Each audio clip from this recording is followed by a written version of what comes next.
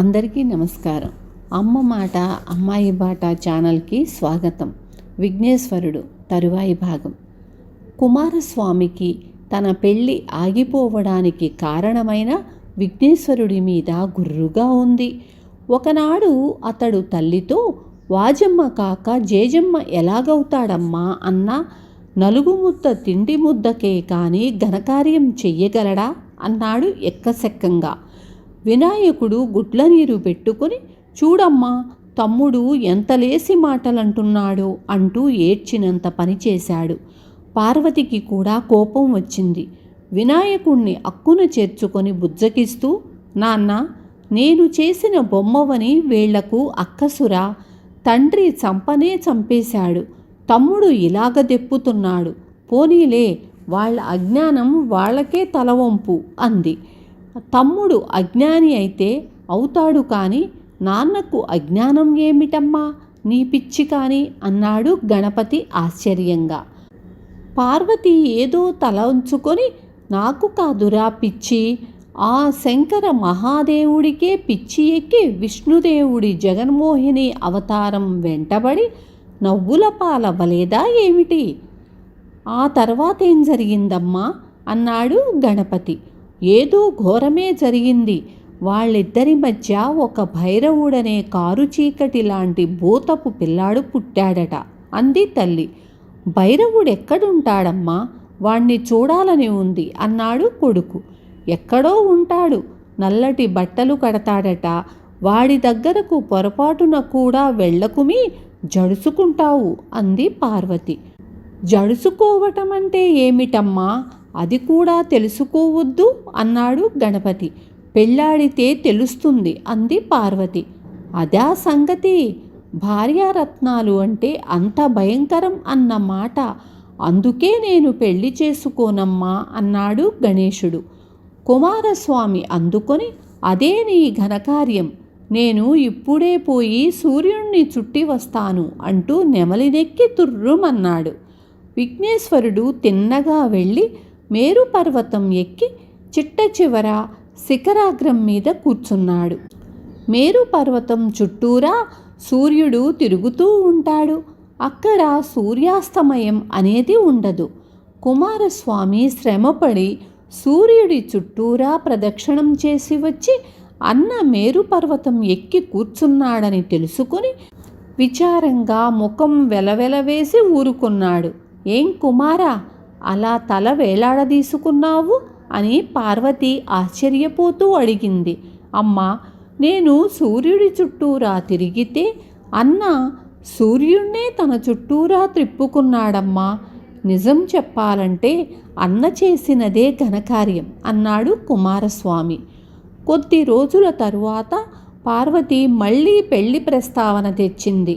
అమ్మా, సౌందర్యంలో నీకు సమవుచ్చి అయిన సుందరి కనిపిస్తే పెళ్ళాడాలని ఉందమ్మా అన్నాడు విఘ్నేశ్వరుడు. పార్వతి చురక తగిలినట్లు పెదవి కరుచుకొని, అలాగైతే ఇంటి మొగసాల కూర్చొని దారి వెంట వచ్చేపోయే వాళ్లను చూస్తూ ఉండరా కుంక అంటూ కదిలింది. అలాగే తల్లి, నీ ఆజ్ఞ అని వినాయకుడు వీధిలో కూర్చొని కొంతసేపు తూర్పుకి, మరికొంతసేపు ఉత్తరంకి, అలాగ 8 దిక్కులకు ముఖం పెట్టి చూడసాగాడు. పార్వతి అతని వింత చేష్టకు వింతగా చూసి, ఏం నాయనా కనిపించిందా అని అడిగింది. విఘ్నేశ్వరుడు, అమ్మా, ఏ దిక్కు చూచినా నాకు మరేదీ కనిపించటం లేదు, జగజ్జననివైన నీవే 8 చేతులతో 8 దిక్కులా కనిపిస్తున్నావమ్మా అన్నాడు. పార్వతి ఆనందంతో మైమరచిపోయింది. నాయనా విఘ్నరాజా, అందరూ దేవుళ్ళు తూర్పు ముఖంగా ఉండి పూజలు అందుకోవాలన్న నియమం ఉంది, కానీ నీవు ఎటు ముఖం పెట్టి ఉన్నా ఆరాధనీయుడవే అని వరం ఇచ్చింది. అతని పెళ్లి మాటే మర్చిపోయి ముద్దుల కొడుకు మురిపెం మాటలు శివుడితో 1కి 2 సార్లు చెప్పి చెప్పి ఆనందించింది. చివరకు పార్వతి పట్టుబట్టి పెళ్లి ప్రస్తావన తెచ్చింది. అమ్మా, తమ్ముడు దేవసేనాధిపతి పదవిలో ఉన్నాడు, అతను 2 పెళ్ళాడినా తగును, నేను ఊరికే తింటూ కూర్చున్నాను, ఎలా పెళ్లి చేసుకునేది అన్నాడు విఘ్నరాజు. శివుడు, నువ్వు నా ప్రమథ గణాలన్నింటికీ గణనాథుడిగా ఉండు అన్నాడు. నాన్నగారు, ఉండమంటే సరా, అర్హత ఉండాలి కదా. తమ్ముడు ఎలాగూ సేనాధిపత్యంలో ఆరితేరి ఉన్నవాడు ఉండనే ఉన్నాడు కదా అన్నాడు విఘ్నేశ్వరుడు. ప్రమథులు కుమారస్వామినే అభిమానించారు. శివుడు, లేదు, నా గణాలకు గణనాథుడిగా విఘ్నేశ్వరుడే ఉండాలి. కుమారస్వామికి దేవసేనాధిపత్యం ఉండనే ఉంది. అదీ కాక 2 పనులు చూసుకోవడం శ్రమ కూడా అన్నాడు. విఘ్నేశ్వరుడు, నాన్నగారు, ఏదైనా పరీక్ష పెట్టి నెగ్గిన వారికే గణనాయకత్వం ఇవ్వడం సమంజసంగా ఉంటుంది కదా అన్నాడు. దేవతలు ప్రమథులు కలిసి ఒక పందెం పెట్టారు. ఈ భూమి మీదున్న అన్ని క్షేత్రాలను, తీర్థాలను ఎవరు ముందు సేవించి వస్తారో వారు గెలిచినట్లు అని. కుమారస్వామి నెమలి మీద ఎగిరి వెళ్ళాడు. వినాయకుడు చక్కా చతికిలబడి కూర్చున్నాడు. అప్పుడు విష్ణువు అతన్ని ఏకాంతానికి తీసుకువెళ్ళి, నాయనా, మేము నిన్ను అభిమానిస్తున్న వాళ్ళం. నీ ఓటమి మా దేవతలందరి ఓటమి అవుతుంది. మాకు తలవంపులు తేవడం నీకు భావ్యం కాదు. అదీ కాక తండ్రి గొప్పదనం తనయుడు నిరూపించితేనే జన్మ సార్థకత అవుతుంది. నువ్వేమీ తిరగనక్కర్లేదు, నేను చెప్పినట్లు చేస్తే చాలు అని విఘ్నేశ్వరుడి చెవిలో రహస్యం ఉపదేశించాడు. పార్వతి అమ్మయ్యా అనుకుంటూ విష్ణువును కృతజ్ఞతగా చూసింది. విఘ్నేశ్వరుడు మఠం వేసి కన్నులు మూసి శివ పంచాక్షరి మంత్రాన్ని జపిస్తూ కూర్చున్నాడు. కుమారస్వామి వెళ్ళిన చోటల్లా అంతకంటే ముందే విఘ్నేశ్వరుడు ఎలుక మీద వచ్చి తీర్థమాడి సేవించి వెళ్ళినట్లు తెలుసుకొని ఆశ్చర్యపడుతూ హతాశుడై తిరిగి వస్తూనే తాను ఓడిపోయినట్లు విఘ్నేశ్వరుడిదే విజయమని చెప్పాడు. విఘ్నేశ్వరుడు తమ్ముడితో చేతులు కలిపి శివుడి వద్దకు తీసుకువెళ్ళి, తమ్ముడు, నేను జయించనూ లేదు, నీవు ఓడనూ లేదు. మన ఇద్దరం నిమిత్తమాత్రులం. జయించింది నాన్నగారే. శివ పంచాక్షరి మహిమ అలాంటిది.